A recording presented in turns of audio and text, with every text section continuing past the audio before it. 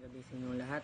At ang tatalakayin natin ngayong gabi ay ang ikalawang pananaw ng globalisasyon.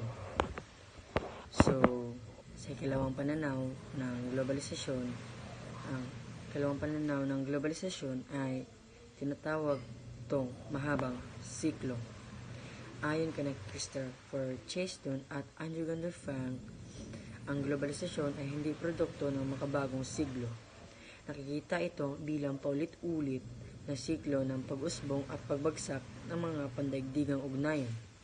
Bawat siklo ay may panahon ng paglakas at panahon ng paghina. Ang mga ugnayan ay hindi natatapos, bagkus nagpatuloy at muling umusbong sa ibang anyo. Ito ang mga halimbawa ng siklo.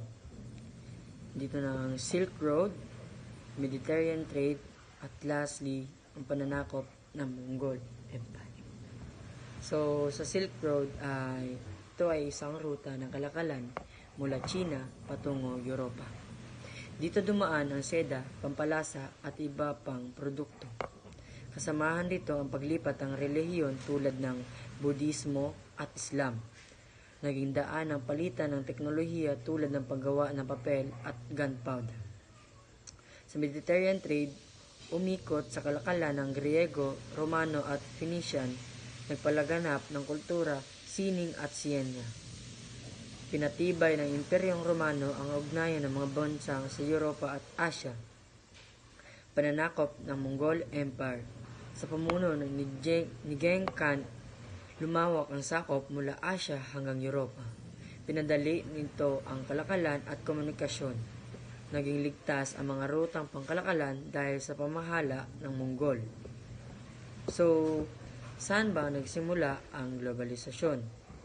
Nagsimula ito sa simpleng palitan ng produkto sa pagitan ng mga sinuunang tao. Ang pangangailangan sa asin, panganlalasa at iba pang produkto ay nagtulak sa mga taong makipagkalakalan sa malalayong lugar.